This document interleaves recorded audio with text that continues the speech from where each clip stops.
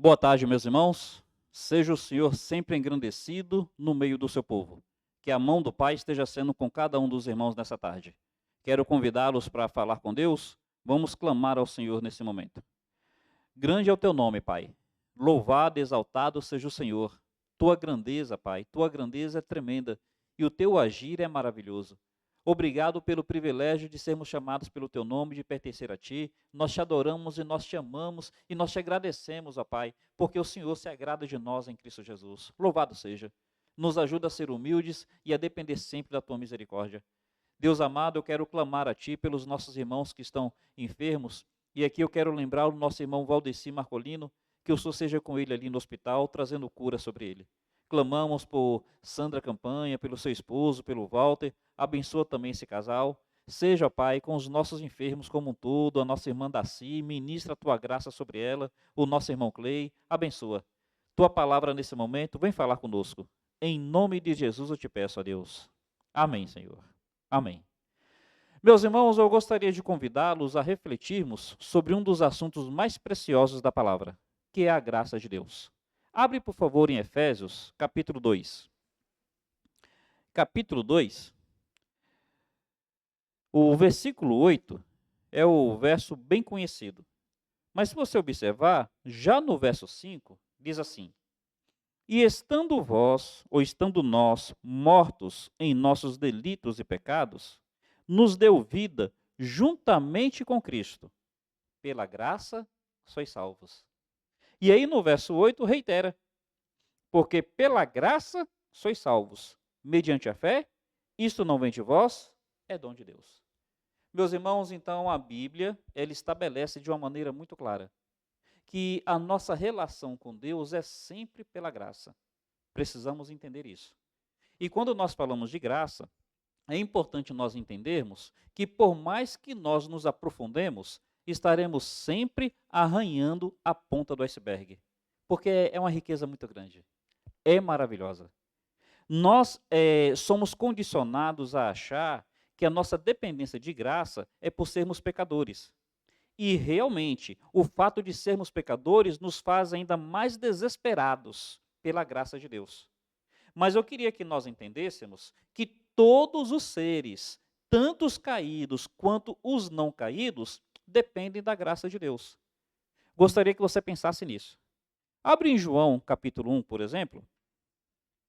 João capítulo 1. Eu sei que o que eu estou falando agora gera uma curiosidade, gera até uma certa, assim, como é que a gente pode dizer? Interrogação. Até os seres não caídos dependem da graça de Deus. Eu vou explicar isso. João capítulo 1, se você observar no finalzinho do capítulo, Jesus diz assim, capítulo 1, versículo 50, 51, aliás. E acrescentou: em verdade vos digo, que vereis o céu aberto, e os anjos de Deus subindo e descendo sobre o Filho do Homem. Até os anjos precisam da graça de Deus para se chegar a ele. Entenda bem, meus irmãos, Deus, ele é soberano, ele é autossuficiente, ele não precisa de nada, não precisa de ninguém. Por que ele criou todos os seres? Uma expressão de graça. Ele não criou os seres para ele ser servido, porque ele não precisa de nada. Ele não criou os seres para que ele fosse adorado, porque ele não tem necessidade dessa autoafirmação. Então, o Senhor, ele é plenamente suficiente em si mesmo. Ele criou os seres como uma expressão de amor, uma expressão de graça. Ele criou seres a quem ele pudesse amar. Ele criou seres a quem ele pudesse cuidar, a quem ele pudesse demonstrar bondade e graça. E os seres, eles só podem estar na presença de Deus porque Deus, em sua graça, permite isso. Então, Adão, quando estava no Éden, por que Adão foi criado? Graça, bondade, amor de Deus. Por que Deus preparou um local tão especial, um jardim chamado Éden? Éden quer dizer delícias e prazeres. Tão somente como uma expressão de graça, bondade com Adão. Adão não merecia. Aí a bondade dele para com Adão, mesmo Adão sem ter pecado, manifesta a graça de Deus. Aí, meus irmãos, nós pecadores somos ainda mais dependentes da graça de Deus. Porque nós, além de sermos beneficiados sem merecermos, nós ainda somos livrados da condenação que nós merecemos. Então, a graça do Senhor é maravilhosa. Eu queria falar sobre a graça de Deus, pensando agora no caído, pensando agora em nós que somos pecadores. E eu queria pensar na ilustração mais clara da graça de Deus que nós temos na Bíblia.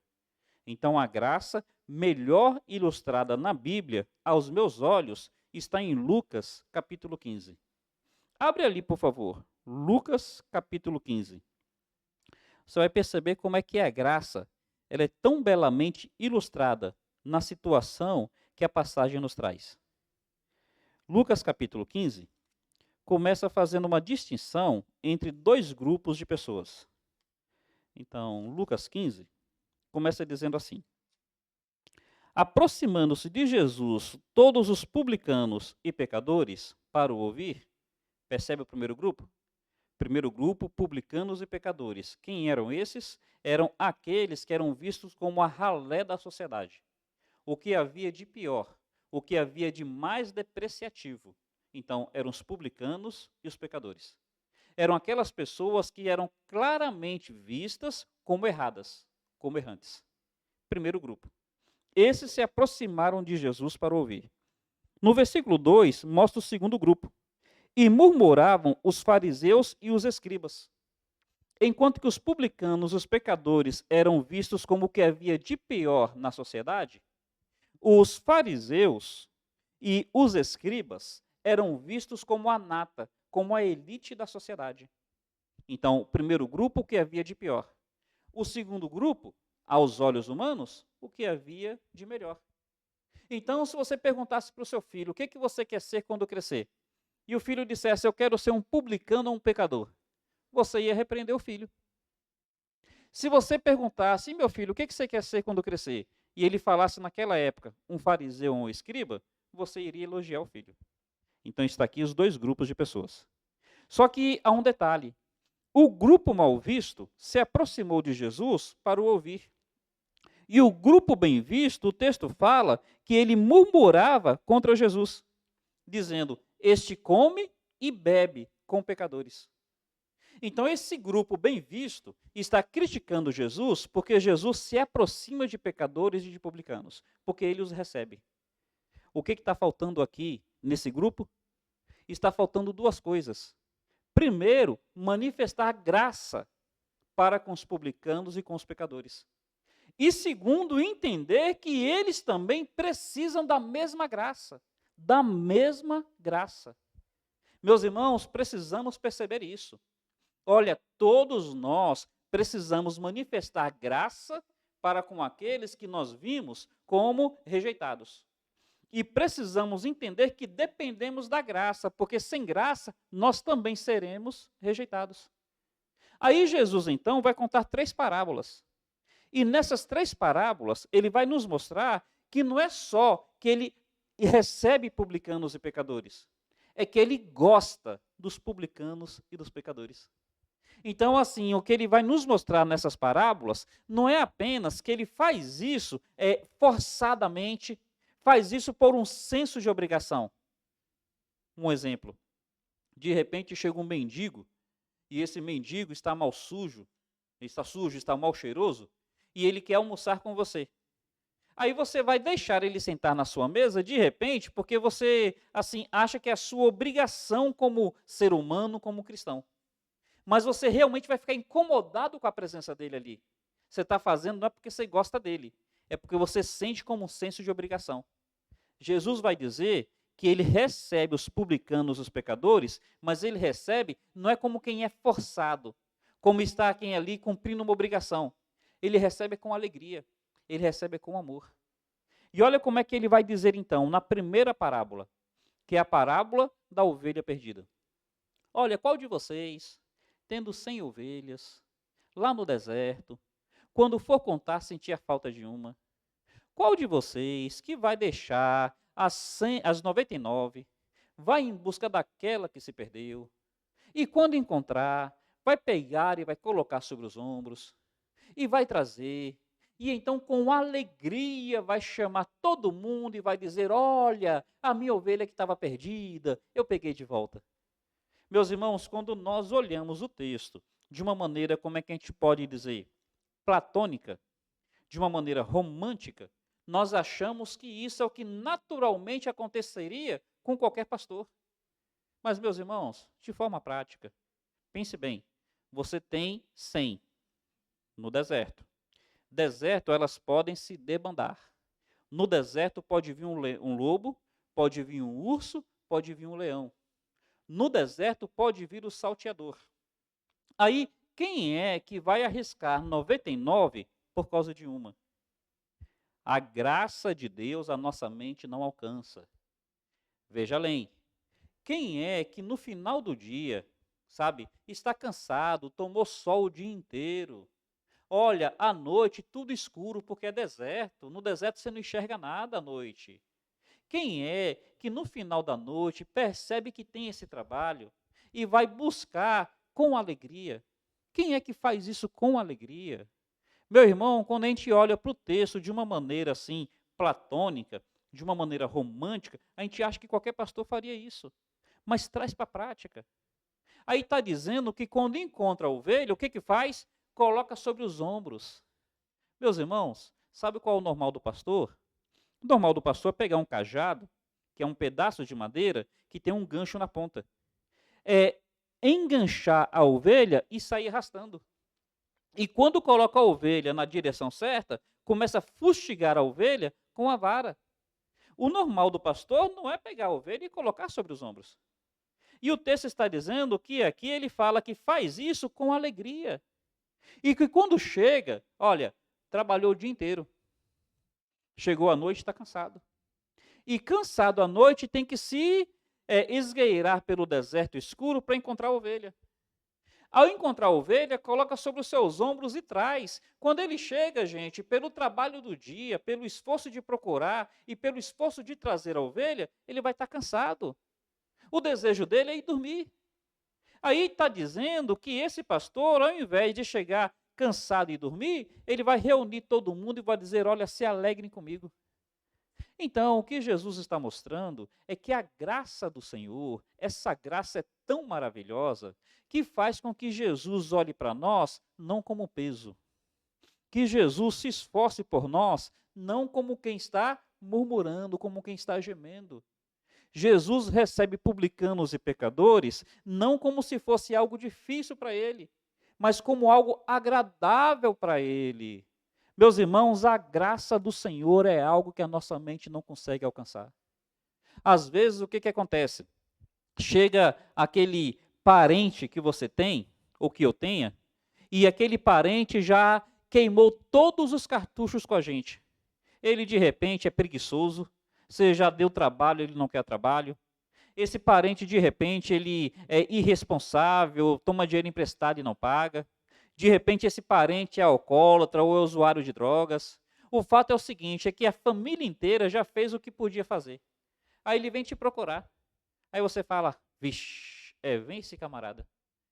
Meus irmãos, nós somos esse parente para com Deus. Mas a diferença é que quando nós nos achegamos a Deus, Deus não fala: vixe, vem esse camarada. Pelo contrário, Jesus Cristo se volta a nós com alegria.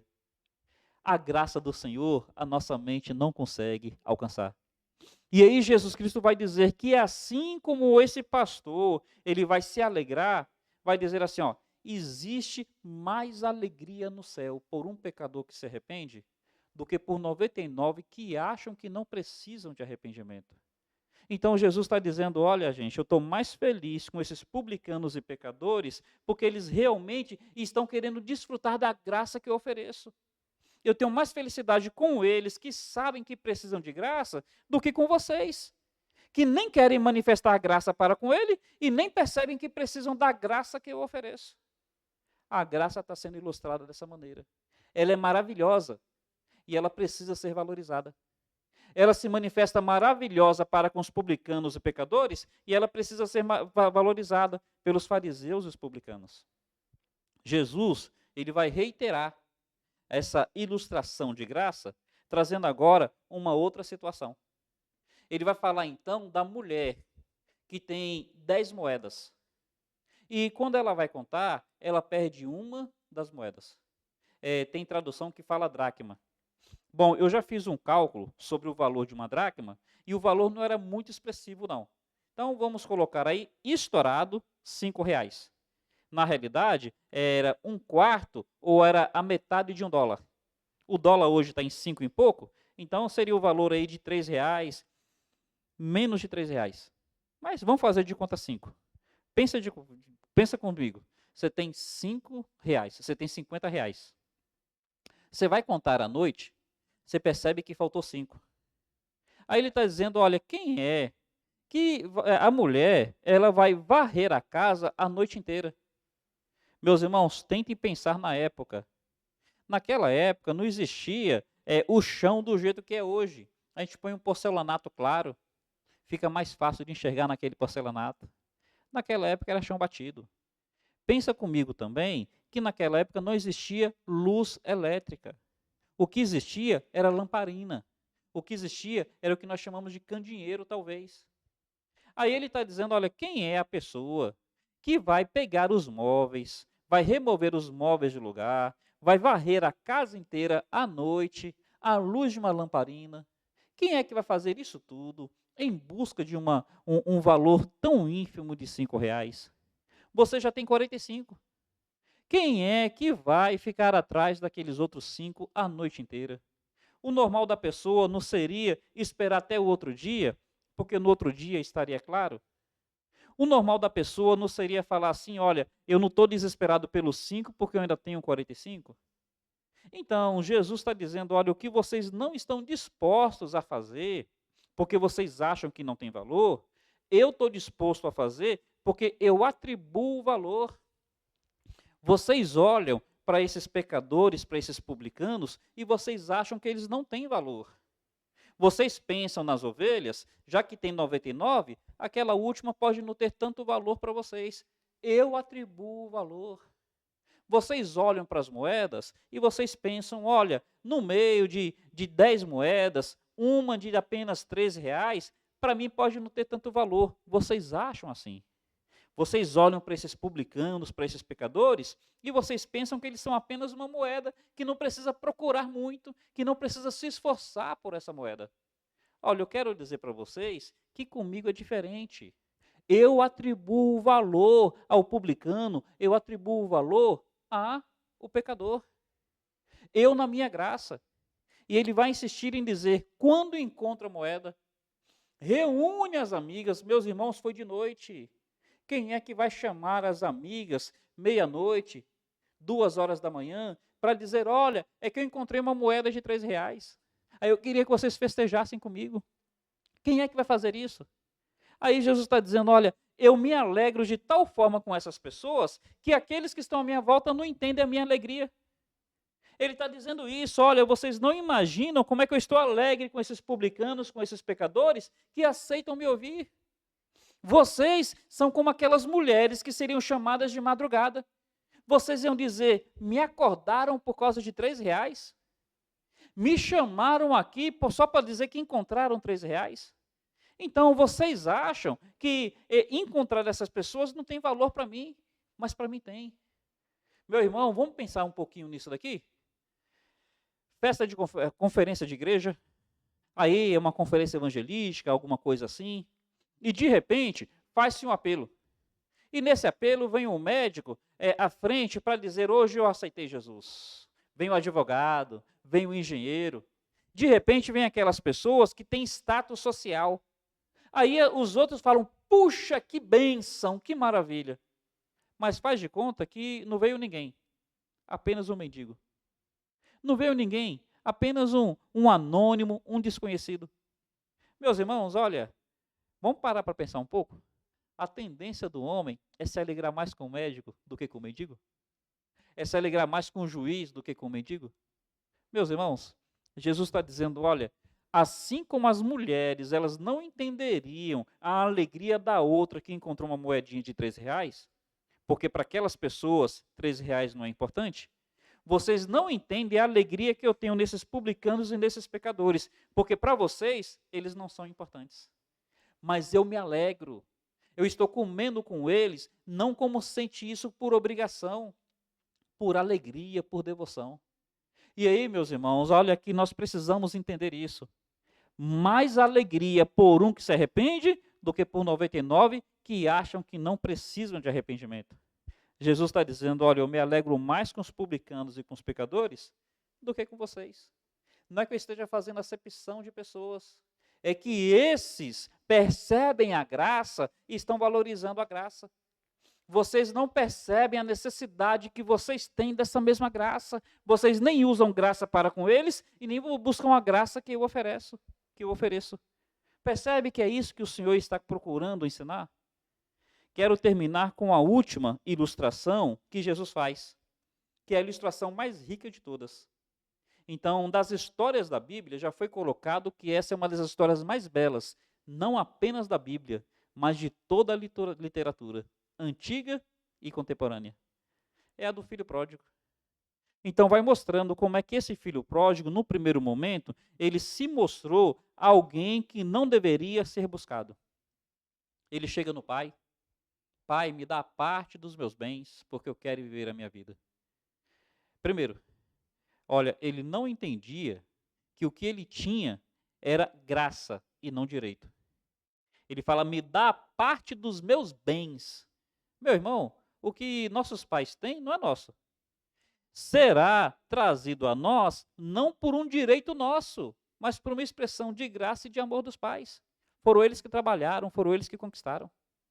Mas esse rapaz, no primeiro momento, ele não entendia que tudo que ele tinha, tudo que ele era pela graça do seu pai. E ele, então, faz um pedido que não apenas mostra uma arrogância, achar que merece alguma coisa, mas mostra também um desprezo. Porque pedir a herança com o pai vivo é o mesmo que desejar a sua morte. Olha aí o que esse jovem está fazendo. O texto fala que quando o pai, então, lhes dá os haveres, não passa muitos dias. Aquele jovem vai para uma terra distante. Então, não é só que ele se achou merecedor. Não é só que ele desprezou o pai. É que ele também queria distância de tudo aquilo que lembrasse o pai. Ele queria estar longe do pai, da casa do pai, queria ter distanciamento do pai. E o texto fala que numa terra distante, ele gasta todas aquelas coisas dissolutamente. O que é dissolução? É não valorizar, é não atribuir importância. Então ele não deu importância àquilo tudo que o pai conquistou ao longo da sua vida. Não deu importância àquilo que o pai amealhou com a sua existência. Ele gasta tudo de forma irresponsável. Percebe a conduta desse homem, desse jovem? Ilustra a gente. Nós, às vezes, achamos que nós temos algum mérito, que nós temos algum direito. Já que Deus me criou, então Deus tem que cuidar de mim. Já que Deus é bom, Deus tem que manifestar sua bondade comigo. Já que é isso, já que é aquilo, então Deus tem que fazer. Meu irmão, para pensar. Às vezes não é uma tendência que nós temos. E aí, nós além de sermos arrogantes, nós temos um certo desprezo para com o Senhor. Nós queremos as suas dádivas, queremos os dons, mas não queremos o doador. Nós temos uma relação onde, ao invés de nós termos que servir a Deus, é Deus que tem que nos servir. Nós, às vezes, agimos dessa maneira. E aí, o que acontece? Nós queremos nos distanciar do Senhor. Nossas decisões distantes de Deus, nossos gostos distantes de Deus, nossas ações distantes de Deus. E olha, distantes, nós queremos ser dissolutos, não valorizar aquilo que Deus deu a nós.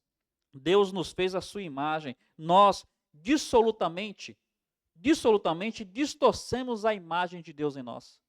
Deus é santo, nós não valorizamos a santidade do Senhor em nós. Deus é amor, não valorizamos o seu amor em nós, sua graça em nós, sua justiça, sua retidão, sua perfeição. Tudo isso nós dissolutamente desprezamos. Vai acontecer então que o homem, longe de Deus, vai perceber a consequência dos seus atos. Aquele jovem, então, depois que gastou tudo, ele começa a passar necessidade. E ele vai entender que só quem manifesta a graça é o Pai. Porque todos os amigos na hora foram embora. Meus irmãos, toda boa dádiva, todo dom perfeito é do Pai das luzes. Graça só pode vir do Senhor. Os amigos, na hora que a gente mais precisa, é só Deus. Se algum amigo ficar na sua vida, é porque Deus está usando esse amigo. Não foi assim com Jó? O texto fala que os amigos de Jó, os familiares de Jó, vieram até ele quando Deus moveu o coração dos familiares. Então é Deus, graça só vem de Deus. Aí fala que esse jovem agora, sem bens, longe do pai, sem amigos, ele começa a passar necessidades e ele vai cuidar de porcos. Qualquer cultura cuidar de porco não é algo muito agradável. Para o judeu, então, já que porco é um animal imundo, aí ele está numa pocilga, está num chiqueiro. E lidando com aqueles porcos, ele vai perceber o que é ingratidão, porque porco é ingrato. Porco é ingrato, ele vai entender o que é isso. E o texto fala que ele ali naquela pocilga, aquele lugar mal cheiroso, ele via as bolotas que os porcos comiam. Meus irmãos, hoje nós temos vigilância sanitária e nós temos o porco de granja. E o porco de granja, a sua comida é selecionada, é ração. Naquela época não existia isso. Então o porco comia mesmo, era lavagem.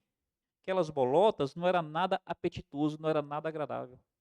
Só que esse jovem, ele tinha tanta fome, ele foi entender o que é viver uma vida sem graça. Ele foi entender o que é miséria. Ele queria comer comida de porco. E a miséria dele era tão grande que nem comida de porco davam para ele. Nem mesmo a comida de porco. E aí o jovem vai lembrar, vai entender o que é graça. Ele fala, quantos trabalhadores de meu pai têm pão com fartura? Os trabalhadores não têm uma relação de filho, mas têm pão com fartura. Olha, lá havia graça, mas eu aqui passo fome. Lá havia graça, mas eu aqui vivo a desgraça. Aí ele fala, não, eu não quero isso para a minha vida. Eu quero valorizar a graça do Pai. Eu vou dizer para ele, Pai, eu não sou digno. Não sou digno de ser chamado teu filho. Eu pequei contra os céus, eu pequei contra ti. Mas, Pai, me dá pelo menos o privilégio de ser feito como um dos teus trabalhadores. Pai, olha, antes eu não queria estar na tua casa como filho. Como é que eu fui estúpido? Como é que eu fui idiota? Como é que eu fui insensível? Ó, Pai, eu antes não quis estar como filho, mas agora eu quero pedir, por favor, me aceita pelo menos como trabalhador. Meus irmãos, eis aí o que nós precisamos entender da nossa postura, aprender a valorizar a graça de Deus. Esse jovem que até então era dissoluto, pródigo quer dizer isso, esbanjador. Esse filho agora ele não quer mais ser dissoluto, ele não quer mais ser esbanjador, ele não quer mais ser pródigo. E o texto fala que quando ele vai à casa do pai, a Bíblia fala que o pai o viu ao longe. Meus irmãos, o Senhor nos enxerga ao longe. O Senhor ao longe já sabe quando nós nos voltamos para Ele. O pai estava ali na expectativa do retorno do filho. O filho se esqueceu do pai, mas o pai nunca se esqueceu do filho. É isso que Jesus está dizendo para aqueles homens. Olha, vocês se esqueceram dos publicanos e dos pecadores, mas eu nunca me esqueci deles. E olha, eu quero te dizer que eu também não me esqueço de vocês, não. Eu estou pronto a receber aqueles que se voltam dependentes dessa graça, porque maior alegria há por um pecador que se arrepende do que por 99 que acham que não precisam de arrependimento.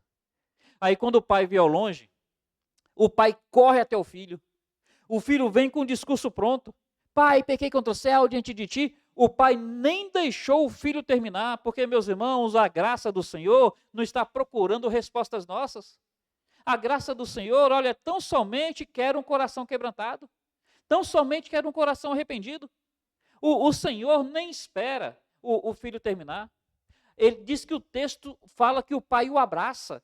Meu irmão, como é que aquele rapaz veio?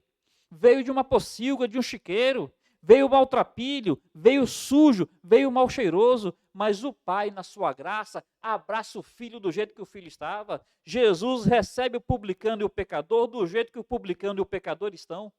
É desse jeito. Meus irmãos, olha, quando nós de repente vamos querer cumprimentar alguém, a gente hoje tem a desculpa da pandemia, que tudo é álcool na mão, tudo é álcool na mão. Mas sejamos sinceros, mesmo antes da pandemia, algumas pessoas nós teríamos restrições de ter contato físico. O pai não, a graça faz isso.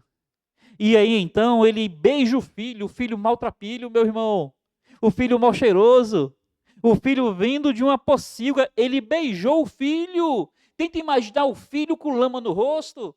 Naquela época as pessoas usavam barba e barba acumula sujeira.